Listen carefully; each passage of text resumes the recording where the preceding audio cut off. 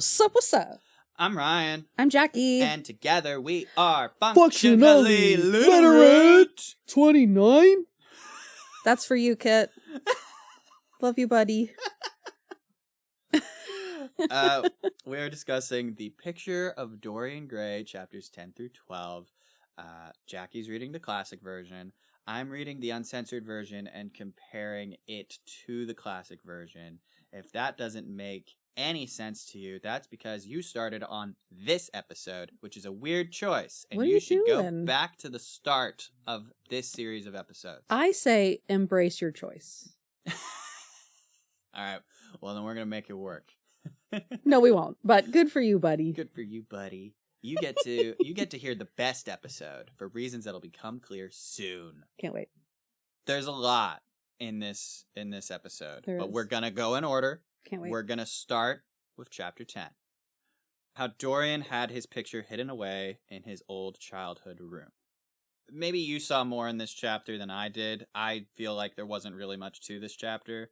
Dorian had his valet, Victor, summon Mrs. Leaf to him, who seems to be an old servant of the estate. Maybe was once a teacher of his. I'm not super clear on that. I think she's supposed to be sort of like the housekeeper, or like the household manager. She holds on to the keys. Yeah. So he asks her for the key to his old room upstairs. It used to be his toy room. It became his study. The key for the schoolroom, he asks. Yes. Yeah. And so she gives him the key, and she's like, well, it's not been cleaned up. Let somebody clean it up first. And he's like, I don't need it cleaned up. I just want to see it. But she says it hasn't been cleaned for 5 years, not since his lordship died. And he winces at the mention of his grandfather. She's talking about Lord Kelso, who we found out about in, was it chapter 3 or so? Yeah. He has no positive feelings about his grandfather. He hates this guy. Hates the dude. No. He's fine with him being dead. Yeah. So he asks Lee for the key to his old schoolroom, and then when he's alone, he wraps his portrait in a purple satin cover lid, which I take to mean like a cloth that usually covers a coffin. Yes. Why does he even have that in his room? You know, hard to say. Often, at least from what I'm aware of, is that funeral homes weren't really a thing, and typically funerals would be held in the home of the deceased. So maybe those kinds of things were sort of more readily available than they are now. I know that. So I live in a Victorian home in my full town in Fulton, and there are like casket windows in some of the houses where they would literally push the casket in through the window, and then it would sit in whatever the hell room, the parlor or whatever. That's so bizarre. For a viewing. Yeah. Okay. Interesting. If you're wondering if all of the houses on Court Street are haunted, the answer is yes. The answer is I really hope so. Cool. Mine isn't, I don't believe. But so anyway. He also asks Victor to summon some frame makers. Mm-hmm. And also gives him a note to send to Henry, basically making dinner plans and also asking for a book to read. So he does that to keep Victor away from everything, because I think he is still crazy suspicious of Victor. He's super paranoid of Victor. Yes. He thinks that Victor is like knows something is up with this painting, and he thinks Victor wants to look at the painting, on and on. He's like projecting all of his insecurities onto Victor, probably because he's French and he's being a bit of a bigot or something. Sure. That's what I think. We'll say so. So the frame maker, Mr. Ashton, arrives with one of his employees. It's Mr. Hubbard in mine. Now that's interesting. It is. Dorian starts to kind of talk about the wrap that he's using for the painting, and about how he said it would have served as a pall for the dead, like a coverlet for the dead, which you mentioned. He says now it was to hide something that had a corruption of its own, worse than the corruption of death itself. The frame maker isn't Mr. Ashton? It says Mr. Hubbard himself, the celebrated frame maker of South Audley Street. Now that's interesting. Why change that? I don't know. Weird. I mean, Ashton comes up later. Anyways, go ahead. Okay. He talks about the painting some more and about how he needs to get rid of it. And he says, what the worm was to the corpse, his sin would be to the painted image on the canvas. They would mar its beauty and eat away its grace. It shouldn't be something that people can readily see, including himself. It needs to be somewhere else. It needs to be hidden away. It's for sure. I gotta get rid of this thing. And then he shudders, and he says for a moment he regretted that he hadn't told Basil the reason why he'd wished to hide it. Because he, at this time, realizes that the love that Basil has for him was noble and intellectual. I want to... So this is another change between the classical and uncensored version. I noticed this when I was comparing, and I definitely want to point this out to you. Well, he does say, too, that, and I think it's romantic and sweet and sentimental, thank you very much, but he says, yes, Basil could have saved him, but it was too late now. So, in your version, it says, the love that he bore him, for it was really love, had what? Had nothing in it that was not noble and intellectual. It was not that mere physical admiration of beauty that was born in the senses. So this is a small but significant change. The love that he bore for him, for it was really love, had something noble and intellectual in it. It's saying the same thing. It's not saying the same thing. Had nothing in it that was not noble and intellectual. Right. In mine, it says, had something noble and intellectual in it. I see. It's a subtle change. Mm-hmm. In your version, it's downplaying the confession. It's saying that it's only noble and intellectual. True. In my version, it's saying part of it is noble and intellectual. It's small, True, it's subtle, true. but it's distinct. Because they're really trying to downplay how gay this is. Anyway, go ahead. You can't downplay gay that hard, guys. So it's here that he sort of starts, I think, in my mind, that he starts realizing like what he can do now.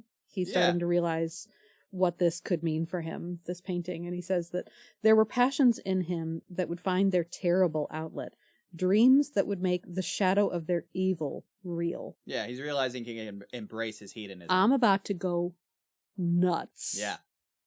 And the painting is gonna deal with the consequences. Yeah. Yeah. That's what's happening.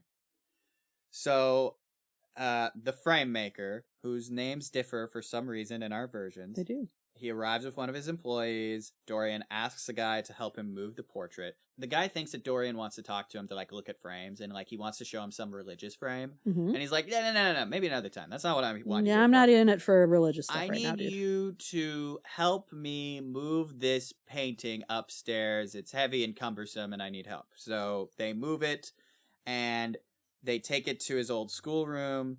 And he doesn't even want him to hang it up. He's just like, just lean it against the wall. Throw it over there, just baby. Put it against the wall. And then the frame maker wants to know if he could see it. And Dorian was like, no, it would not interest you. So it is when they're up in the room. There's a little bit of a break here between when they get up to the room and then when he lets the frame maker go. He kind of describes the room that they're in. And he describes it almost with a sweetness, but it's this terrible kind of bittersweetness. He says it was a large, well-proportioned room, which was specially built by the last Lord Kelso for the use of the little grandson, whom, for his strange likeness to his mother, and also for other reasons, he had always hated and desired to keep at a distance. So he just put him in the top room? He made this playroom, schoolroom study for him. Way up above. Way out there. Where he didn't have to see the kid. Yeah. Put the kid and the governess or the kid and the nanny, the nurse, whatever. Just throw them up there. I don't want to deal with this kid. Gives a little bit of an explanation as to why Dorian hated Kelso. Big time. I mean, if the guy didn't like him, why should he like Kelso? He says every moment of his lonely childhood came back to him as he looked around. Ah. Well, no wonder he was so innocent before, and why he's so easily corrupted now. Yeah. Yeah. He says, perhaps someday, he's talking about the portrait that he sees. He thinks a lot about how nobody, possibly not even himself, shall see his sin laid bare in the picture. And this is when, we were talking about this last episode, this is when he wonders if perhaps he'll find love again that can undo the sin. But then it occurs to him that even if his sin is washed away from the picture, his age won't. The picture of himself is getting older, hour by hour. Imagine that. As though aging is this dirty word, but... So, anyway, he kind of, you know, comes back to, oh, right, the frame guy's here. So, he's, you know, kind of essentially dismisses him. They leave. Dorian locks the door, puts the key in his pocket. He goes back downstairs. He says he feels safe now. Yeah. No one could ever look on the horrible thing. No eye but his would ever see his shame. Except for the painting's eyes. He goes back downstairs. Victor has a letter for him and his cigarettes, I believe. Always got to have the cigarettes. The letter is from Henry. Nothing very interesting. He's just confirming their dinner appointment along with a newspaper and a book. The newspaper has an article highlighted in red about Sybil's inquest, and this pisses him off. The primary reason, or at least to me when I was reading it, that it pisses him off is because Victor could have read that. He could have seen that. He could have seen. He says he knew more than enough English for that to see what he had highlighted. God.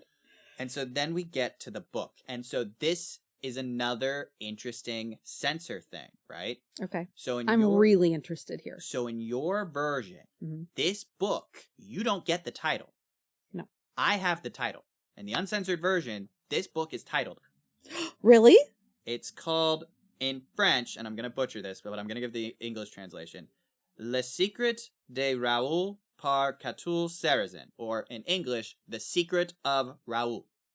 So this book, Dorian is so taken with. He spends the rest of the day reading it. He's late for his dinner appointment with Henry. He realizes it's 9 o'clock and he goes to see Henry and he's like, I'm sorry I'm late, but really it's your fault because I was just so interested in this book that you gave me. And Henry's like, well, I'm glad you liked it. And he said, I didn't say I liked it. I said I found it interesting. I wonder if you have anything else to say about the description of the book itself, or if you're the other version. It was in yellow paper. I don't remember much else about the book itself. I mean, like what the book contained. What the book entailed? Yeah. So to me, it was honestly talked about in such vagaries that I was like, I honestly can't tell what's going on. So I think it was like 2 long paragraphs. Yeah. It was a teaser into what to expect for chapter 11. That's what I thought. I made no sense out of what was being said. It all sounded very pretty and terrible, but it made no sense to me. Yeah, it was about this guy, Raoul, and it was all about him and how he felt about the world and how he was maneuvering through the world and it said a lot without saying anything. To me, exactly. Yes. To me, it came across to me as a book that talked about exotic sins and passions. And no wonder, if that's true, if I'm reading that correctly, and I don't know if I am, like, no wonder Dorian gets excited about this book. But to me, this chapter feels weirdly out of place. Kind of like, was it chapter 4? The, like, lunch party. It was when chapter. In chapter 4, I believe, that was when, oh god, I'm spacing. It's like he went to go and talk to his uncle. That was chapter 3.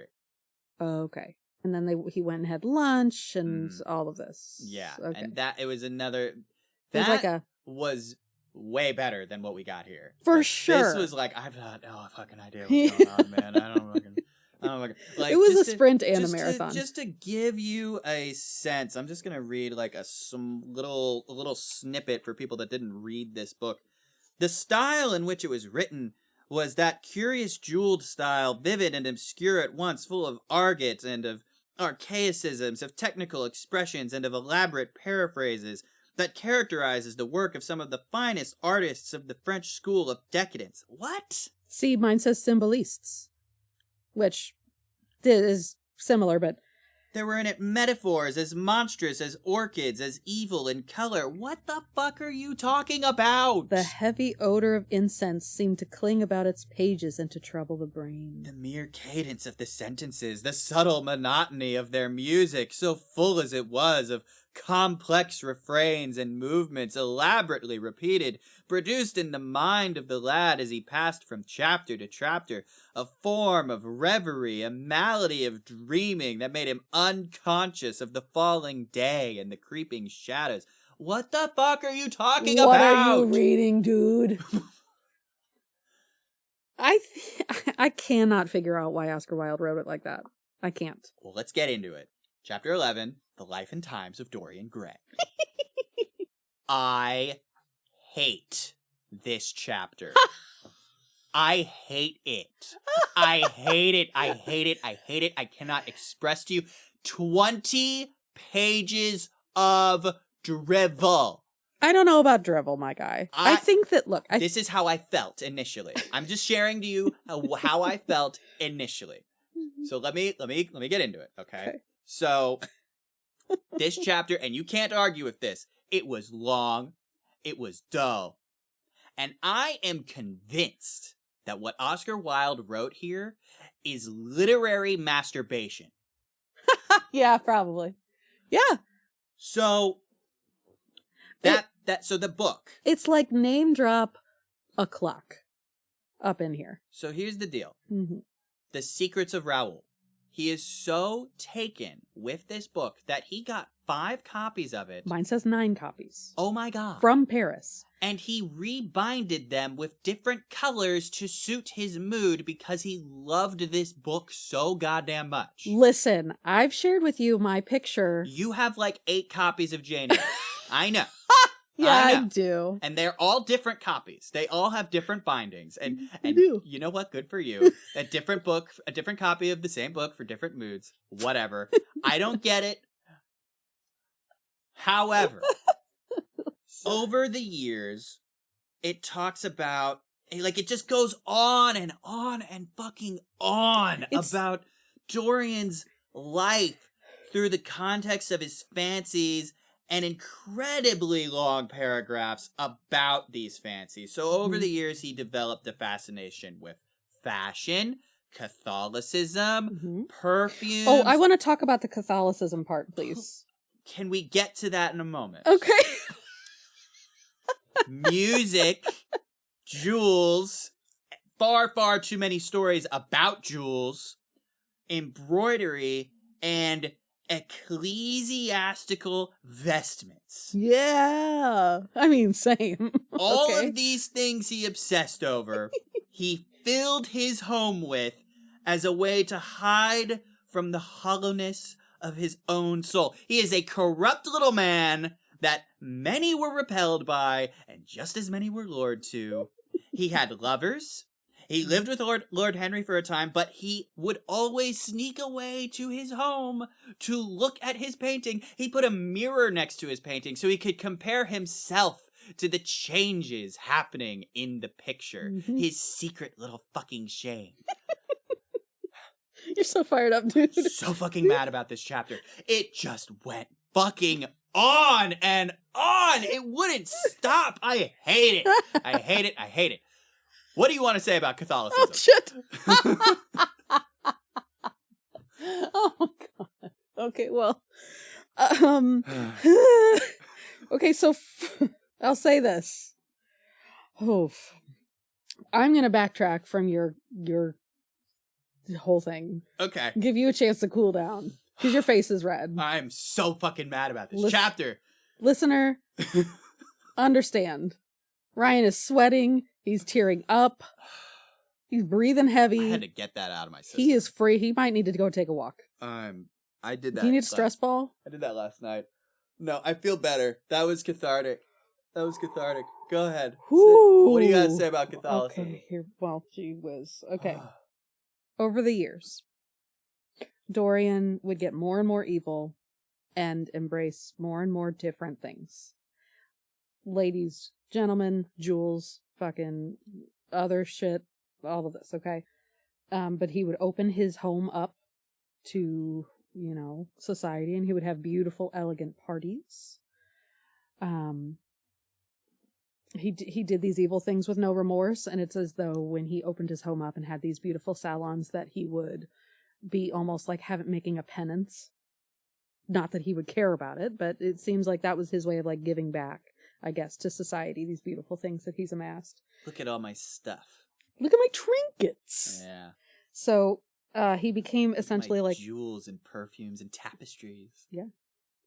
The tapestries. To me, this reminds me of church. Specifically Catholic Church. I grew up in the Catholic Church, and Sure. while my home church wasn't exactly a fancy one, it was certainly decorated and beautiful. And I'm obviously not Catholic. Zach is Catholic. Cool. Hey, Zach. I've learned I'm not Catholic anymore. I'll say this. Through marriage. He was, I believe, Baptist, and then he got married and he converted. I've learned a bit about it from him. I've learned a bit about it from my wife, who was Catholic during part of her childhood. I understand that there's a lot of trappings and traditions with Catholicism that makes it like kind of comforting and like for people that like, because you could go if you get down with that, yeah, you could go to any Catholic church and you know what to expect. Yeah, absolutely.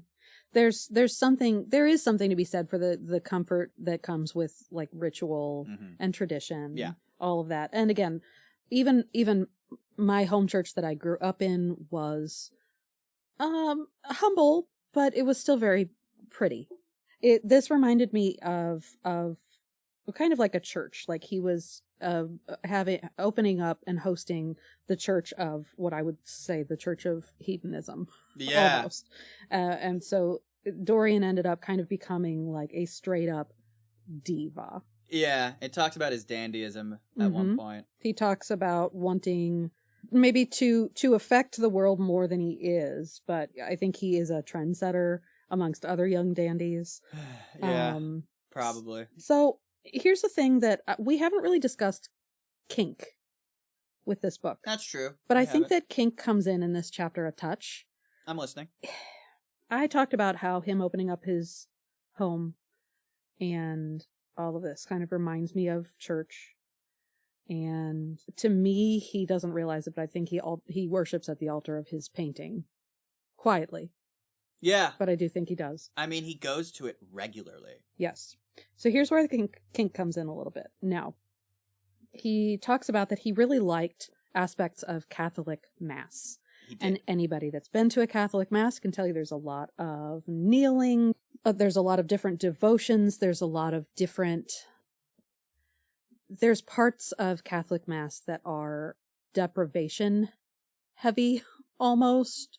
And yeah, like leading up to Easter. Exactly. You know, for Lent, you're supposed to like give up something. Right.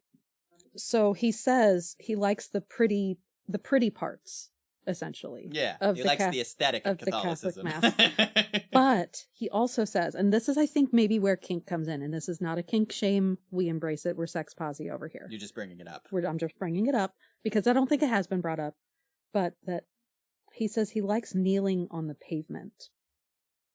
Like in the room when he's with the painting? I think he likes kneeling just on the concrete of a Catholic church. Oh, I see. I think he likes the feel of that. I think he likes how the sensation of feeling something like that, surrounded by such beauty. He likes the feeling of that, like tactile. So you have helped me think of the term for it. I'm gonna get into D&D for a second. Okay. So there's this. So I'm running. There's a direct road from kink to D&D. FYI. There is this campaign I'm running. It takes place in a setting called Planescape. So basically, in Planescape, you're in this city called Sigil, where it is the center of the universe. You can get anywhere from there, and there's like all of these different factions in Sigil. One of them is the Society of Sensation. Okay. Also known as Sensates. if Dorian knew about sensates, he would absolutely be a sensate because they are all about experiencing every single possible feeling or sensation to the point that there's these things called sensory stones. So if you have one of these things and you're feeling a certain emotion, you can activate it and imbue it with that emotion and give it to someone else, and then they can feel it. Ooh, that's Right. interesting. I think that. Dorian would love having some stones like that. Oh, I think he would end up collecting them. Yeah, yeah. To me, it just seemed liking being surrounded by such beautiful things, like in a Catholic church, but also liking the juxtaposition of the feeling of the pavement on his knees. Just felt very... Because that's a painful thing to do. It can be, yeah. Like if you're there long enough, I mean, it's Yeah. pavement. Yeah. You don't need, I mean, kneeling isn't a dominant position. It's pretty submissive. Uh-huh. And I think that maybe that's the only time in Dorian's life that he is submissive, is when he's kneeling down. Point. Yeah. I may have overstepped my bounds in talking about kink because I don't know a whole lot about different kinds of kinks. I would say if anybody has any insight into that, I would be interested in knowing.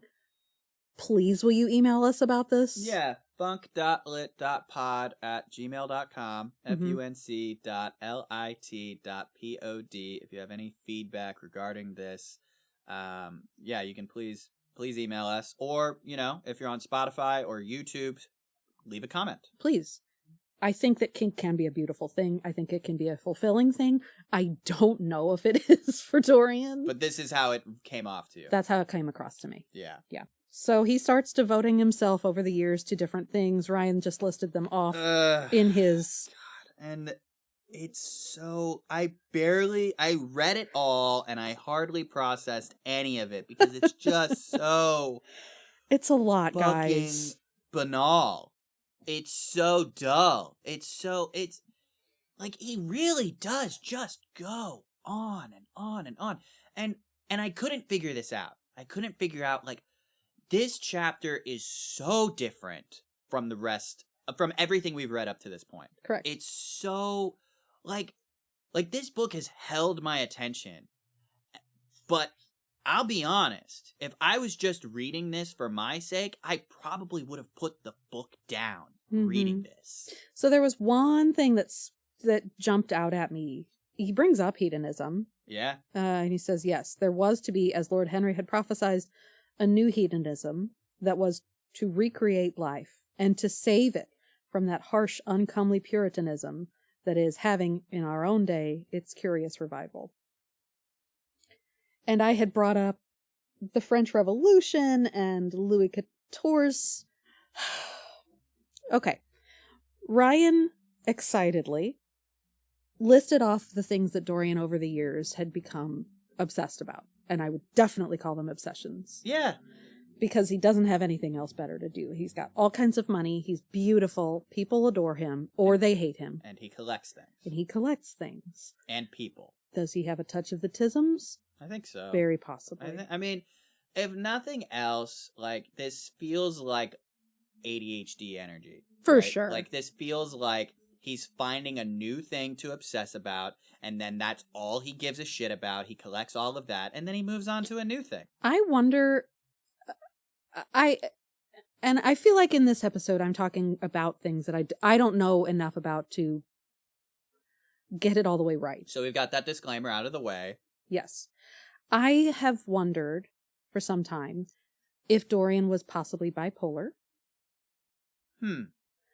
Okay, I'm listening. I don't think he is a depressive person, but I do think he ends up having manic episodes. I can see that. To me, this chapter sort of proves it. Point out to me the mania. So his mania is trying to fill his life with things and getting really obsessed about things over and over again and trying his best to, like, feel something through these things. Mm-hmm. And I would assume, it doesn't say this in the book, but I'm putting my own self in there. I'm saying, I'm wondering if between obsessions, if he experiences a low point. Maybe the low points are when he goes and looks at the painting. Could be. Could be. And that inspires another mania. Yeah. Another manic episode.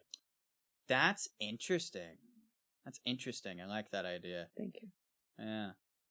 Maybe. As I said before, I don't know enough about these things to even try to speak on them.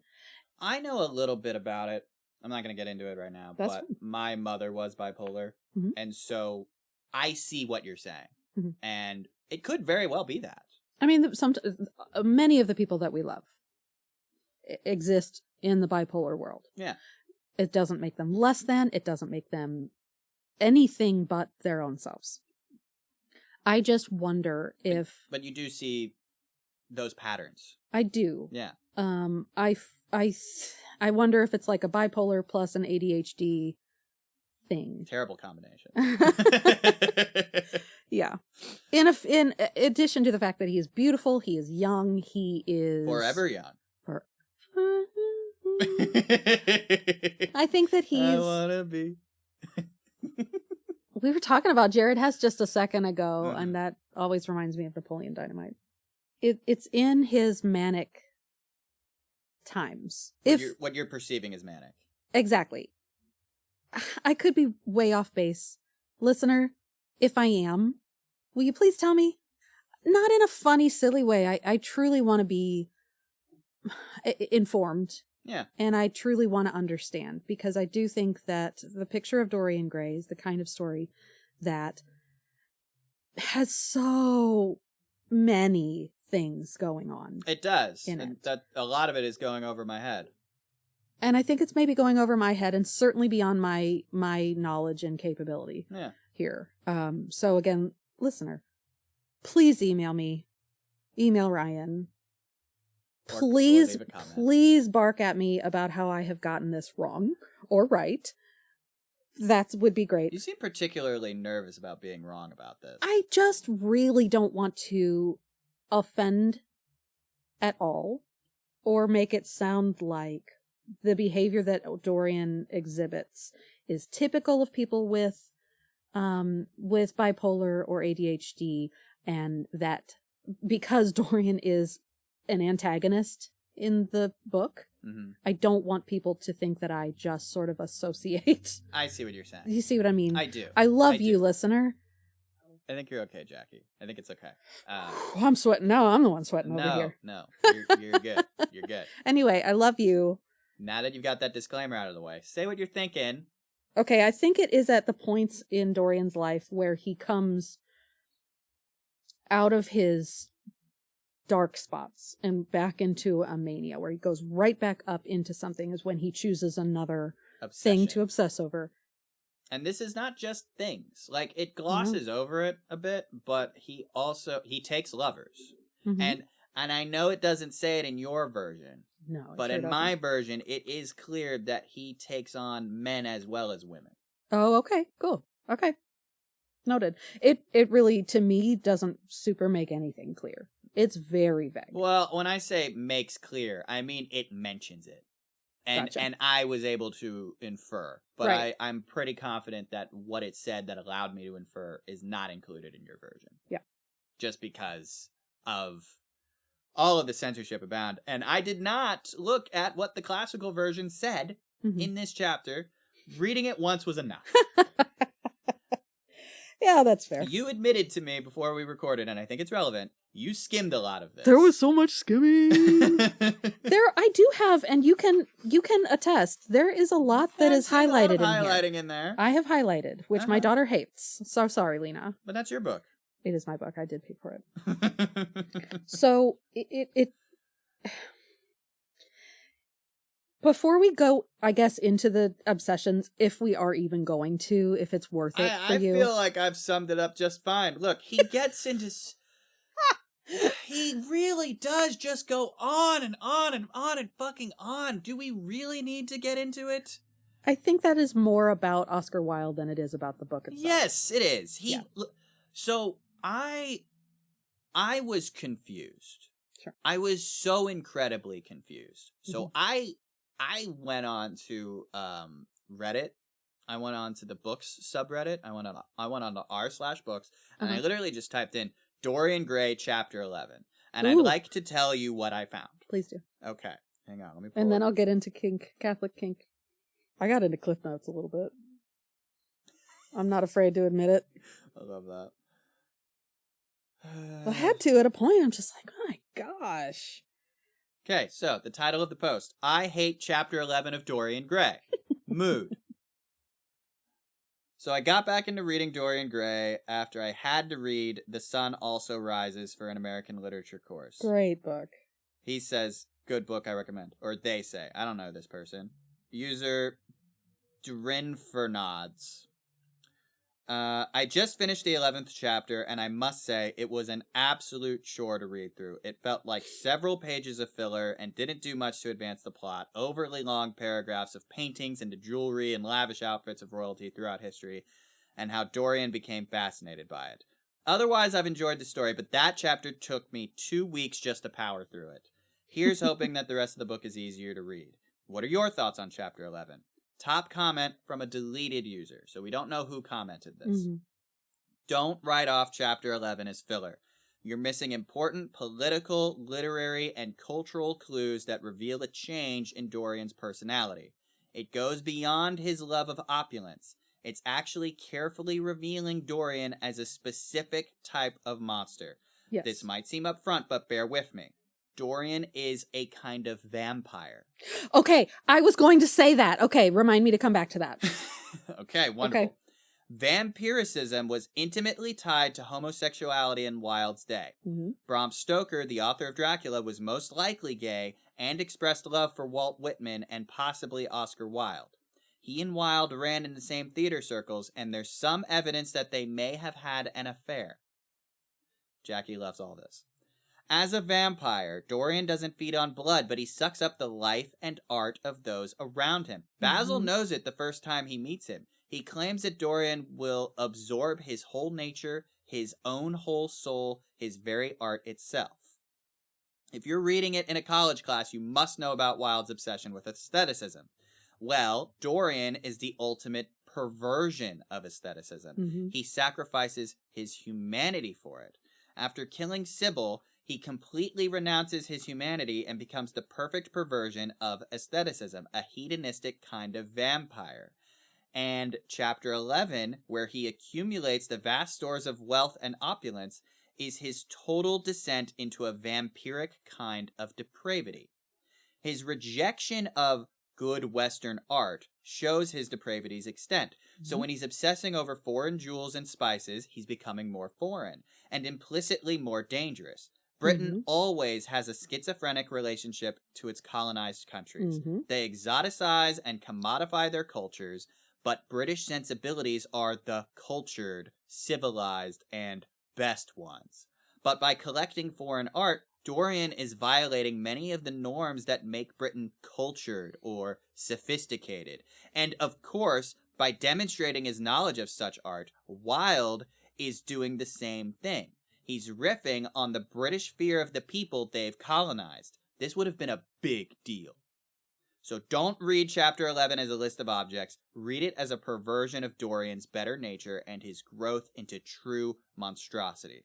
Also read it as Wilde's critique of Britain's snobbish, insular art culture. And if you like, you can read it as a rejection of certain colonial norms, though that may be a bit contentious. And I'm glad this confirmed something for me, because I put in my notes, before I went looking this up, I have a feeling Wilde was making fun of the aristocracy or something. Oh, for sure. Like, it feels like he was just laying bare what most nobles do with their lives in the most boring, most long-winded way possible. Like, to tell everyone in so many words. Rich people are evil and dull. Yeah, eat the rich. So, vampiricism. I want to talk about kink, and I want to talk about vampiricism. Wonderful. And I want to talk about the church. What do you got? Okay. I'm going to take it a tiny bit back, just a tiny. Go ahead. To where I was talking about he liked the sensation of kneeling. Yes. On the marble floor. In the same paragraph, he talks about how everything about the Catholic Mass got him very excited, talking about the robes, the garments, the breaking of the host into the chalice, and smiting the priest's breast for his sins. Kinky. He's smiting the priest's breast for his sins. Well, like you would beat your breast. Yeah. This way. So sure, but the wording is. Yeah. So at the end of this paragraph, he says, as he would leave the Catholic Church, he would look in wonder at the black confessionals and long to sit in the dim shadow of one of them and listen to men and women whispering through the worn grating the true story of their lives. This to me reminds me of vampirism and kink, like voyeurism. Yeah. How he can't live his own life happily. He needs something else. He needs the kink of maybe a pain fetish or a punishment fetish. He needs to not live vicariously through other people, but certainly learn more about other people and collect that as well. Yeah, there's a bit of, he wants to experience all the different types of people that there are to interact with. Correct. There's a bit of that. So he also talks about several of the things that he ends up becoming obsessed with and why he kind of becomes obsessed with them. And that was lost on me. He was talking about when he devoted himself to music. He was interested in some of the different musical instruments. He liked the things that women are not allowed to look at and that even youths may not see until they have been subjected to fasting and scourging. Some of these instruments make shrill cries of birds. Some are flutes made out of human bones. Again, it feels a little kinky. It feels a little, not depraved necessarily, but certainly like trying to reach out into a different realm or something to grab something that he just doesn't have. And then other times he would go to the opera and just get down with the opera. He's two sides of a coin here in liking these, say, what you might call primitive instruments, and then say high art with the opera. And then he gets excited about pearls. He gets excited jewels. About gems and jewels, and he starts collecting all of these different types of gems, and he becomes fascinated with stories, like any myths or fairy tales about gems that like have gems as like a plot point. Yes. Like he becomes obsessed with those stories, and it goes on for like a whole fucking page about that. Correct. So we're getting kind of out from the obsession now. A little. And it says that in terms of those obsessions, those treasures. So he says, for these treasures and everything that he collected in his lovely house were to him means of forgetfulness, modes by which he could escape for a season from the fear that seemed to him at times to be too great to be borne. So he feels this odd emptiness in his life. I still do think that he sort of weirdly worships at the altar of his painting, though it says for weeks he would not go there to his painting and would forget the hideous painted thing and get back his light heart, his wonderful joyousness. So I want to mention, despite like all of that is still left in chapter 9, there was a bit that was cut. I want to read a passage from the textual introduction. Totally.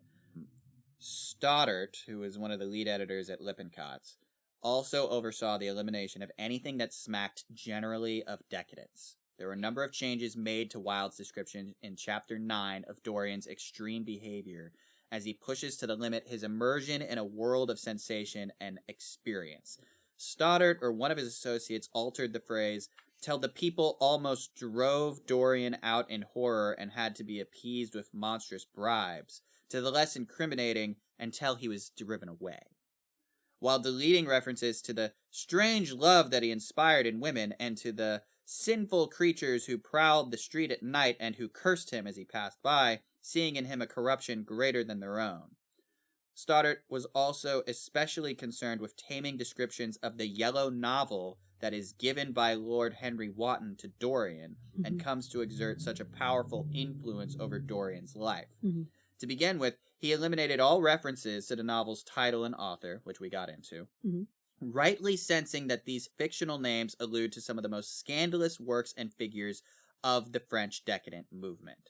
Similarly, Stoddart muted a number of passages concerning the novel's hero, Raoul, who's not even named in your version, who serves as a kind of prefiguring type of Dorian.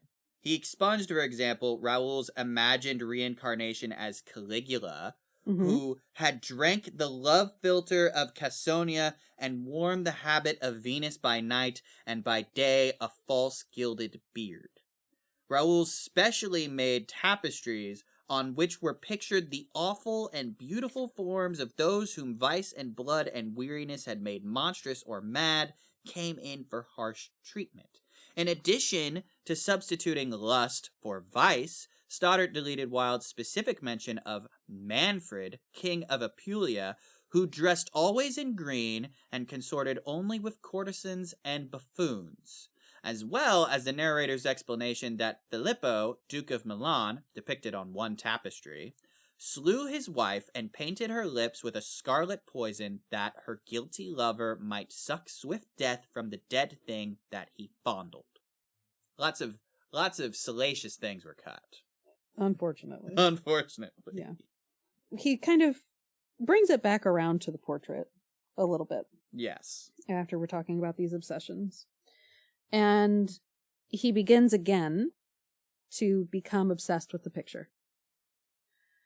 And he is not only obsessed with the picture, but he's obsessed with other pictures in his house. And he says it says he loved to stroll through the gaunt, cold picture gallery of his country house and look at these various portraits of those whose blood flowed through his veins. And he talks about finding his mother's portrait. Yeah, I remember this bit. He developed a fascination for his own lineage and the portraits that were made of his ancestors. It seemed to him that in some mysterious way their lives had been his own, he says. And it also said an interesting thing about history, how it seemed like history was just a presentation of his own life through stories, I believe is what it said. My girlfriend, Corey, loves learning about history because it's like hearing the tea. Yeah. My wife feels similarly. Yeah. Love you, Kit. But also love you, Corey. But anyway, I think there's definitely something to that, especially like looking back at the history of your own family and seeing what the heck kind of stories are there. Sure. And knowing what we know about how he grew up completely alone and hated by the only family that he had. Yeah. I mean, Mrs. Leaf seemed to like him, but seemed to like them keys. She wasn't family though. No. He gets starts to become obsessed about maybe losing the portrait sometime, it being stolen or something. He starts becoming weird about it again. In addition to being kind of poisoned by this book. It says Dorian Gray had been poisoned by a book. There were moments where he looked on evil simply as a mode through which he could realize his conception of the beautiful. He has embraced evilness, as it calls it. Well, you've got to experience all things, right? So this is the interesting thing about Dorian, right? Like, he doesn't really care if what he's doing is good or evil. He just wants to experience new things. So there's lots of good things he's experiencing too, but it's not for goodness's sake. Right. Yeah. It just happens to be not incredibly evil, some of the things that he gets down with. Yeah. Yeah. Oh, you like church albs? Okay, sick. Oh, you like jewels? And I don't know. The jewels really fucking... ticked you off. I really did not give a shit about the jewels. Or the music. Or the perfume. I didn't give a shit about any of it. I liked it. It just went on and on. I don't know. I get it. I don't know if Henry knew what he was doing when he gave that book to Dorian. I think he knew exactly what he was doing. Because he early on was talking a bit about... He was alluding to, I think, this book. I figured you'd like this. Yeah. Yeah. he was either alluding to this book or he was alluding to an actual book, which we discussed at the time. Yeah. Because I remember he was going on about, like, aestheticism and hedonism at the time. Mm-hmm. And this book that Dorian read that he became, like, obsessed with, that corrupted by, because this book informed his 20s. Yeah. Like, this book informed the entirety of his 20s. Mm-hmm. I think Henry knew exactly what he was doing. He's like, you're going to read this, and then you're going to become exactly what I want you to be. What a snake. I want to see how this book will affect you. Because he's, like, that's his thing, right? He's like, I'm going to do things that will affect Dorian simply because I want to see what Dorian will do with what I give him. Yeah, we've mentioned this before, that all Dorian is to Henry is a plaything. Yeah. All Sybil ever was to Dorian was a plaything. Could you imagine giving someone a book and drastically affecting a decade of their life? Well, don't we all hope that in, like, a positive way? You know? You gotta read this one. Yeah. Chapter 12. We're 12? done with chapter 11. No. How Basil confronted Dorian about his infamy. Ooh, chapter 12, it's about to go down, I feel like. Yeah, this feels like the start of something. Especially the way this chapter ends. I love the way it ends. So, it starts by stating that this happens. The events of this chapter happen the night before he turns 32. Mine says 38. Which I like, because I'm 38, but also... Interesting. Like, yeah. Just a little change like that. I know. Why 38? What difference does it make upping it 6 years? Why did they change the name of the portrait guy before? That's true, too. I don't know. So the portrait guy comes up here. So, okay, well, let's get into it, right? Okay. So Basil walks past Dorian on the street. Dorian recognizes him, but it's been so long since they've actually talked, he hopes that, like, Basil won't notice. Basil does notice. He turns around, he grabs Dorian by the shoulder. He's like, oh my god! I was looking for you. I was at your place for hours waiting for you, and you never showed up, so I left. But I'm really glad I saw you, because I'm going to go to Paris. It says that a strange sense of fear for which he could not account came over him, and I love that use of foreshadowing. Oh, okay. But yes, anyway, so yeah, you're right. Basil sees him. He says, this is extraordinary. I've been waiting at your house for you since it was 9. It's about 11 o'clock at night at this point, of course. He's going to shut himself up for like 6 months to work on a painting. Right. Is what he says. Correct. But he really wanted to talk to Dorian before he left. I have something to say to you, he says. And so they go into Dorian's house, and Dorian is so disinterested. Doesn't give a crap, man. And the guy's like, I just need a half hour of your time. And Dorian's like, half hour? You're going to miss your train, man. And he's like, no, it's fine. It's cool. Yeah. I got this. And this is interesting, too, because, I was reading it, and he's like, I have plenty of time. But then when he's done, he's like, okay, I've missed my train. But it's like, okay, but I've been reading this, and there's no way what you've been saying took longer than a half hour. Yeah. Like, this was less than a half hour. Anyways. So, Basil feels like he really needs to address Dorian before he leaves town. Yeah. He says 6 months in Paris. Does 6 months mean actually 6 months for him? He doesn't know. No. Who can know? However long it takes him to do the painting. Right.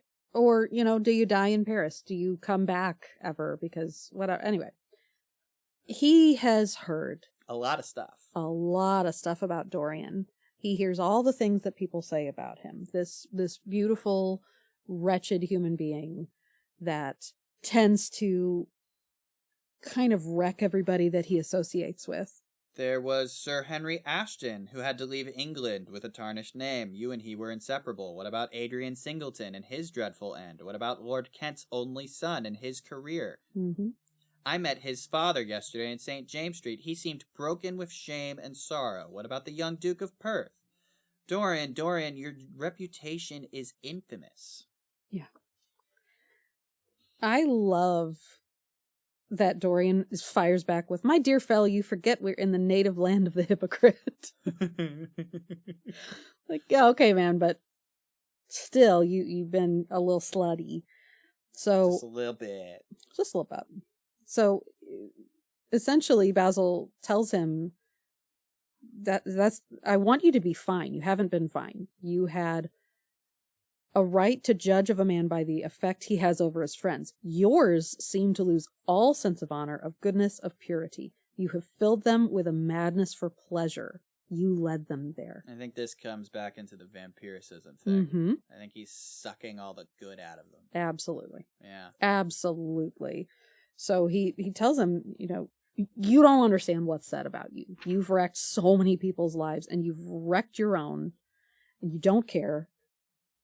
There's this guy, Lord Gloucester, who was one of my greatest friends at Oxford. He showed me a letter that his wife had written to him when she was dying alone in her villa at Mentone. It was the most terrible confession I ever read. He said that he suspected you.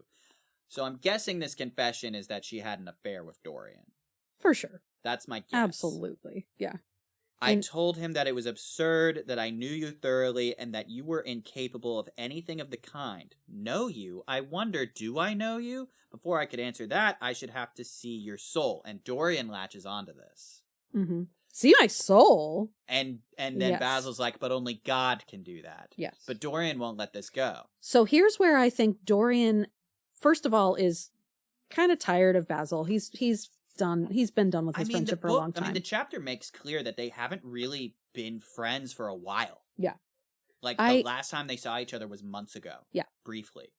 So, it's here where I honestly think that Dorian snaps. And I think he had been ready to snap for a long time. I think that's true. I don't think he realized it. I don't think he's even conscious of it, even when he does. Yeah. But I think that the secret that he's been keeping about the portrait that he's been obsessed about has been eating at him for years and years and years. Oh, yeah. So he says, you shall see it yourself tonight. You made it. Come see my soul.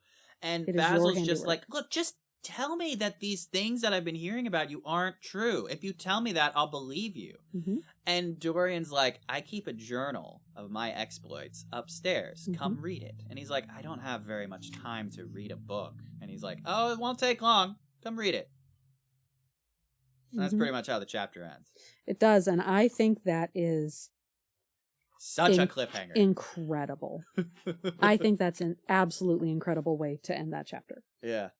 Because to me, this chapter is very like Edgar Allan Poe, like the way that the narrator, Dorian in this case, is like consumed with whatever terror or obsession that he has in him, and it's got to get out. This is where we start to see the horror of things. Yeah. Right? Like, up to this point, up until chapter 11, really, it's been kind of like a tragic romance. Mm-hmm.